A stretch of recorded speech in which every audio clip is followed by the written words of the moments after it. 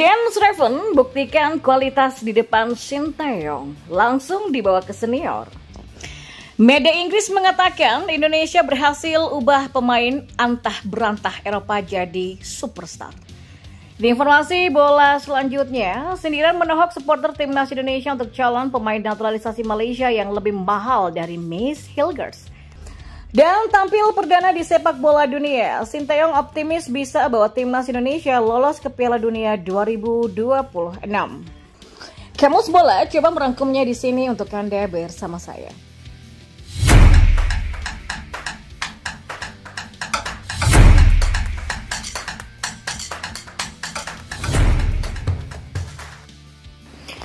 James Raven buktikan kualitas di depan Sinteyong, langsung dibawa ke senior. Ya, Sinteyong terlihat menonton langsung pertandingan antara Timnas Indonesia U20 kontra Yaman. Timnas Indonesia U20 saat ini tengah berjuang menghadapi Yaman demi lolos ke putaran final Piala Asia U20 2025 China. Ya, di tengah perjuangan untuk lolos, James Raven CS mendapatkan dukungan tambahan usai pelatih utama dari skuad Garuda Senior Sinteyong terlihat menonton langsung di Stadion Madia GBK. Dan James Raven membuktikan kualitas dengan kembali mencetak gol. Ini tentu akan menjadi perbandingan bagi Sinteyong untuk membawa James Raven menghadapi Bahrain dan China nantinya. Dan timnas Indonesia berhasil lolos otomatis ke China setelah menahan imbang Yaman U20 dengan skor 1-1.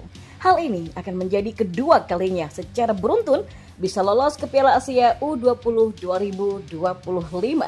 Pada edisi sebelumnya, skuad Garuda Nusantara juga berhasil lolos ke Piala Asia U20 saat masih di bawah naungan pelatih Sinteyong. Diprediksi, pelatih asal Korea Selatan ini ingin melihat bakat-bakat muda Indonesia untuk nantinya bisa masuk ke dalam tim senior.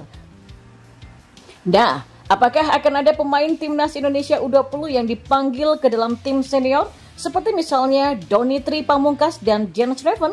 Ya, menarik untuk dinantikan. Ya, keberhasilan program naturalisasi pemain Eropa oleh PSSI di timnas Indonesia memang menarik perhatian media asing. Sepak bola Indonesia rupanya sedang dipandang dengan sorotan positif di belahan dunia Eropa sana. Prestasi timnas Indonesia menembus putaran ketiga kualifikasi Piala Dunia 2026 mau tidak mau mengundang perhatian warga dunia. Terlebih tim Garuda sanggup menahan dua tim raksasa yaitu Arab Saudi dan Australia pada dua laga pertama. 2 poin dalam 2 laga itu tidak terlepas dari kontribusi pemain naturalisasi yang dibesarkan oleh sepak bola Eropa. Dalam kacamata media Inggris The Athletic, para pemain yang dinaturalisasi sebenarnya bukanlah pemain top Eropa. Dari sederet pemain blasteran, hanya Jay Itzes dari Venezia FC dan Justin Hubner dari Wolverhampton yang berumput di 5 liga besar Eropa. Para pemain lain dari Liga Belanda, Belgia, atau Amerika Serikat bukanlah eselon tertinggi dalam olahraga ini. Skuad yang dibentuk dari diaspora Indonesia tersebut nyatanya cukup untuk membuat repot negara tradisional Asia. Bagaimana Indonesia mengubah pemain tidak dikenal menjadi superstar yang dikagumi? Demikian judul dari artikel The Athletic. Ya, Keomhe O'Neil, jurnalis yang menulis artikel tersebut mencontohkan Martin Paes. Martin Paes adalah kiper starter untuk FC Dallas di MLS, tetapi dia bisa berjalan tanpa dikenal di jalanan sibuk Dallas, Texas. Tapi itu tidak akan terjadi di dunia daring atau di Indonesia.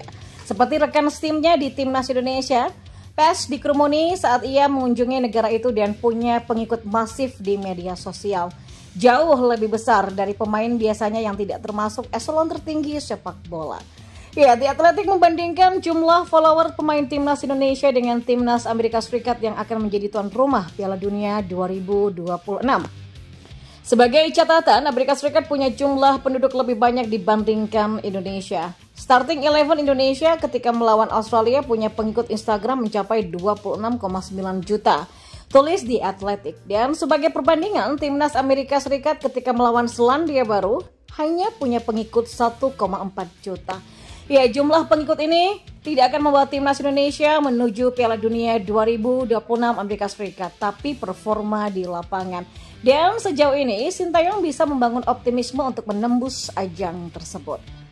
Dan kita beralih ke informasi bola selanjutnya. Supporter Timnas Indonesia memberikan komentar menohok di akun Instagram calon pemain naturalisasi Malaysia Joshua Brownhill.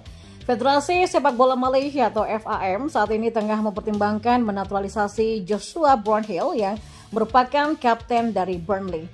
Kalau Brownhill dinaturalisasi, maka nilai pasarnya akan melebihi calon pemain Timnas Indonesia, Mies Hilgers. Berdasarkan laman Transfer Market, nilai pasar gelandang berusia 28 tahun ini berada di angka 225,96 miliar rupiah. Berbeda halnya dengan Mies Hilgers yang punya peluang bermain di putaran ketiga kualifikasi Piala Dunia 2026 karena Timnas Indonesia lolos.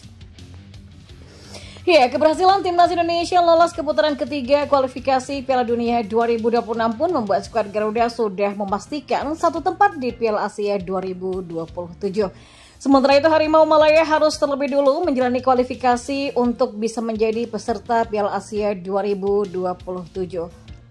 Memang lu mau main cuma di AFF terus yang pertandingannya bukan resmi dari FIFA? Tulis salah satu akun di kolom komentar Instagram Brownhill. Jangan bermain untuk Mali karena negara ini tidak bermain di turnamen FIFA. Anda akan membuang-buang waktu Anda. Tulis akun lainnya. Kamu akan kehilangan karirmu loh kalau berpindah ke Malai, bro. Tulis akun netizen Indonesia lainnya. Dan di informasi selanjutnya, pelatih kesayangan Timnas Indonesia Sinteyong optimis bisa membawa Timnas Indonesia lolos ke Piala Dunia 2026. Meskipun hal tersebut bukanlah hal yang mudah, namun hal ini masih bisa dicapai. Awalnya pelatih Indonesia Sinteyong menyadari betapa mengerikannya posisi skuad Garuda di putaran ketiga ini dan akan sulit untuk dapat lolos ke Piala Dunia 2026. Tapi dia berjanji untuk berusaha memberikan kontribusi terbaik bagi skuad Garuda karena dia ingin mewujudkan Timnas Indonesia dapat terjunjung di sepak bola dunia. Saya pikir kalau menetapkan tujuan dan melakukan yang terbaik ya, maka impianmu pasti akan menjadi kenyataan, kata Sinteyong. Ya, Timnas Indonesia akan menghadapi tantangan besar untuk memasuki fase grup C, kata pelatih asal Korea Selatan itu.